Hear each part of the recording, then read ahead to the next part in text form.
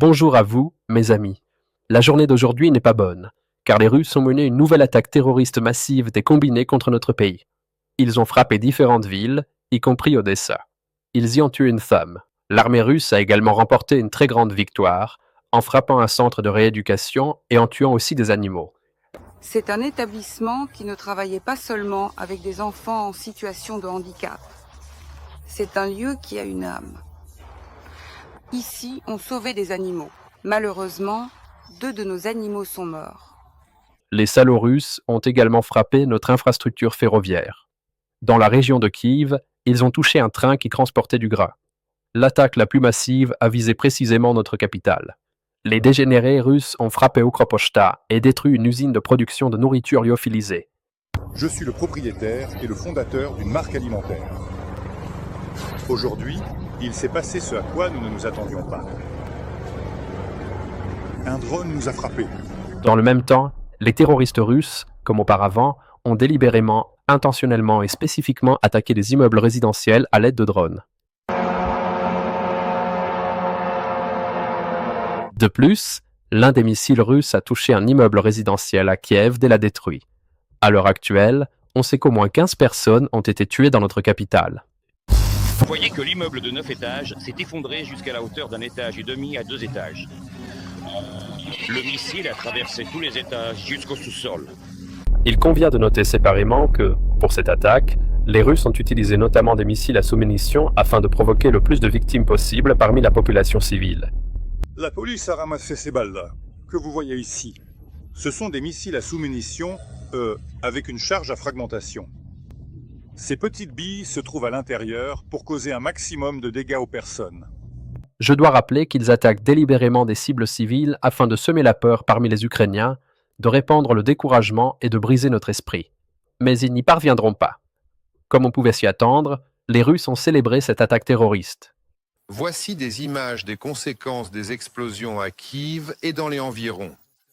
Et il y a aussi ça. C'est joli aussi. Quand il fait très bruyant et très chaud à Kiev, c'est très bien. Et quelle est la réaction de Trump face au terrorisme russe qui se poursuit? Parlons de sa réaction un peu plus tard.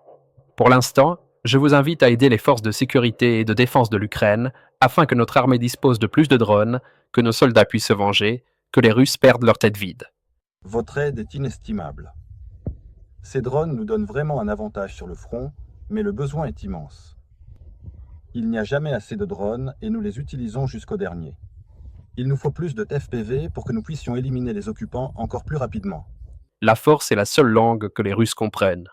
Ce n'est que lorsqu'ils commenceront à s'étouffer dans leur propre sang et à subir encore plus de pertes qu'ils s'arrêteront. Je vous invite encore une fois à faire un don pour le projet Rusoriz.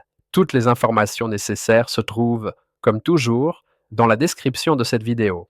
Pendant que les Russes menaient des attaques terroristes et tuaient des civils chez eux, Trump a assisté au sommet du G7 et a déclaré qu'il regrettait beaucoup que la soi-disant Russie n'y soit pas présente. Poutine parle avec moi et ne parle à personne d'autre. Il ne veut pas parler, car il s'est senti très offensé lorsqu'il a été exclu du G8. Je dirais que c'était une erreur, parce qu'à mon avis, il n'y aurait pas de guerre aujourd'hui si la Russie en faisait partie. Il n'y aurait pas de guerre aujourd'hui si Trump avait été président il y a 4 ans. Ce n'est pas vrai, bien sûr. La Fédération de Russie a été exclue du G8 immédiatement après le début de la guerre russo-ukrainienne en mars 2014. En ce qui concerne les sanctions, Trump ne veut pas non plus les imposer contre les Russes. Vous avez dit auparavant que vous pouviez imposer des sanctions contre la Russie. Pourquoi attendre? Parce que j'attends de voir si un accord sera conclu. Comme nous pouvons le constater, le président des États-Unis d'Amérique tient clairement parole. Presque 3 semaines se sont écoulées depuis que Trump a donné 2 semaines aux Russes. 2 semaines ou moins. Et après cela, il aurait dû, en théorie, faire quelque chose contre la soi-disant Russie, mais il refuse même d'imposer des sanctions, car il s'avère qu'imposer des sanctions contre les Russes n'est pas avantageux pour l'Amérique. Et n'oubliez pas, vous savez, les sanctions nous coûtent très cher. Quand j'impose des sanctions contre un pays, cela coûte beaucoup d'argent aux États-Unis. Par contre, c'est très avantageux pour l'Amérique lorsque la soi-disant Russie renforce la Corée du Nord et aide l'Iran. Bien sûr, en fait, la seule chose que les Américains ont faite contre les Russes, si on peut vraiment appeler ça ainsi, c'est d'annuler un autre cycle de négociations américano-russes. Quoi? Ils n'ont pas expliqué. Il existe une version incroyable. Peut-être que les Américains ont compris que les Russes se moquaient tout simplement d'eux. Il existe une version plus réaliste. Les Russes n'ont pas besoin de tenir un nouveau cycle de négociations avec les Américains, car Vladimir Poutine est déjà en contact téléphonique avec Trump, et il y a aussi la version des Russes. Tout est contre la Russie. À en juger par le fait qu'aujourd'hui, les États-Unis ont reporté un nouveau cycle de négociations diplomatiques avec notre pays, Donald Trump a manifestement quelques questions à notre égard. Lors du sommet du G7, Trump devait également rencontrer le président ukrainien Volodymyr Zelensky. Mais, de toute évidence, cette rencontre n'a pas eu lieu, car il a quitté le sommet en urgence, soi-disant à cause de la situation au Moyen-Orient. Mais en raison de ce qui se passe au Moyen-Orient, le président Trump quittera les lieux ce soir après le dîner avec les chefs d'État. Pendant ce temps, au Moyen-Orient, la guerre entre Israël et l'Iran se poursuit. L'Iran attaque Israël à l'aide de missiles balistiques. Israël continue de détruire l'infrastructure militaire iranienne et frappe un aérodrome. Ils ont également frappé l'une des chaînes de télévision de propagande iranienne. Attention, la suite va être bruyante. Langue étrangère. Une fois, il y avait justement des gens de la défense qui étaient assis là. Il devient maintenant évident que l'objectif d'Israël n'est pas seulement d'empêcher l'Iran de se doter de l'arme nucléaire, mais aussi de remplacer le régime en place là-bas. Et cela n'est pas mauvais pour nous, car dans ce cas, il sera très probablement trop occidental. Netanyahou n'exclut pas qu'Israël essaie peut-être d'éliminer l'ayatollah. Sa préoccupation est que cela pourrait aggraver le conflit au-delà du niveau actuel. Oh, cela n'aggravera pas le conflit, cela y mettra fin. Pour Israël, il serait très avantageux que les États-Unis d'Amérique rejoignent également la guerre contre l'Iran. Netanyahou essaie de convaincre Trump de cela. Il dit que c'est précisément l'Iran qui a tenté de le tuer, c'est-à-dire Trump, et que les États-Unis d'Amérique doivent aider. Alors, imaginez ce qu'ils font déjà sans armes nucléaires en scandant « Mort à l'Amérique ». Sans armes nucléaires. Imaginez ce qui se passerait s'ils avaient l'arme nucléaire.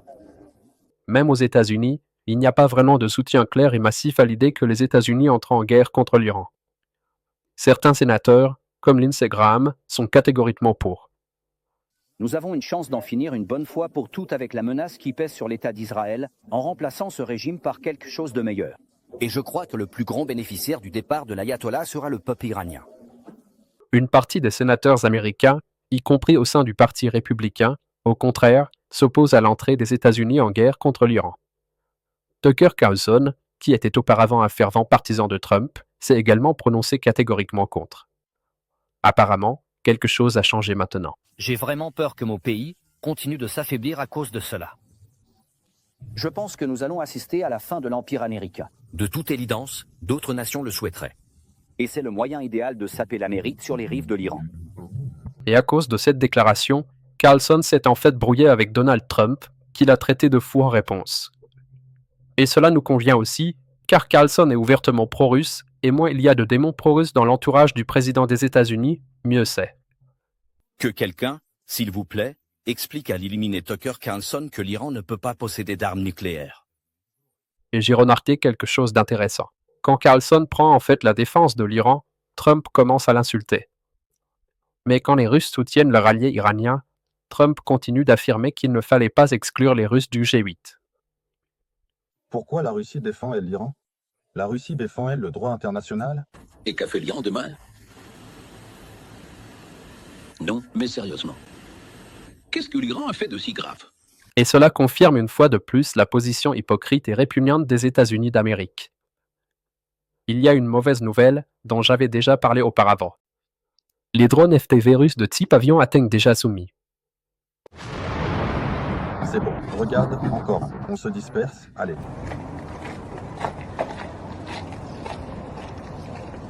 Voilà, il y a eu une frappe il y a quelques minutes, maintenant une frappe sur la mairie. Vous l'avez fait vous-même. Nous pouvons, avec vous, aider à sauver le plus de vies possible, notamment dans le cadre du projet Nebesny Rusories, où nous achetons régulièrement des intercepteurs FPV anti-aériens qui abattent les drones russes, y compris ceux avec lesquels l'ennemi attaque Soumy, ainsi que les drones qui guident la balistique. C'est pourquoi je vous appelle à nouveau, faites un don au projet Rusories afin que nous puissions aider à protéger le plus de vies possible parmi notre peuple, pour que les dégénérés russes, les ordures russes, reçoivent une vengeance et une punition garantie venant du ciel. Avec vous, nous approchons des 200 000 drones achetés pour notre armée. C'est énorme, mais ce n'est toujours pas suffisant. Et pour l'instant, grâce à vous, nos soldats ont reçu 300 nouveaux FPV supplémentaires.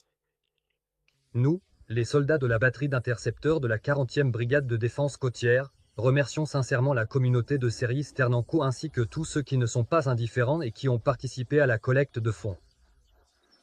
Nous connaissons notre travail. Merci à la communauté de Sternenco pour les drones fournis, qui nous aideront à continuer de détruire les ailes ennemies. Gloire à l'Ukraine. Gloire aux héros. Merci à Cery Sternenco et à sa communauté d'avoir fourni aux défenseurs aériens de la 28e brigade mécanisée indépendante, au nom des chevaliers de la marche d'hiver, des drones intercepteurs. Gloire à l'Ukraine. Nous exprimons notre gratitude à la fondation caritative Communauté Sternenco pour sa contribution importante à notre armée et plus précisément pour nous avoir fourni d'excellents drones numériques pour opérer dans le ciel et détruire les drones de reconnaissance ennemis. Je vous souhaite une bonne santé. Les combattants de l'unité, Skylor, expriment leur gratitude à la communauté Sternenco pour les 50 drones FPV fournis afin de lancer l'opération VBR. Gloire à l'Ukraine. Un immense merci à la communauté Sternenco et à tous ceux qui ont participé à la collecte pour les drones FPV Rusoris. Votre aide est inestimable. Ces drones nous donnent vraiment un avantage sur le front, mais le besoin est immense. Il n'y a jamais assez de drones et nous les utilisons jusqu'au dernier. Il nous faut plus de FPV pour que nous puissions éliminer les occupants encore plus rapidement. Faites un don pour Rusoris. Ensemble, rapprochons-nous de la victoire. Gloire à l'Ukraine. Gloire aux héros. Les Alliés, nous recevons énormément de demandes de la région de Soumy, ainsi que des directions de Pokrovsk, Kostiantinivka et Novopavlivka. Nos soldats comptent beaucoup sur votre aide. Continuez à soutenir les forces de sécurité et de défense de l'Ukraine.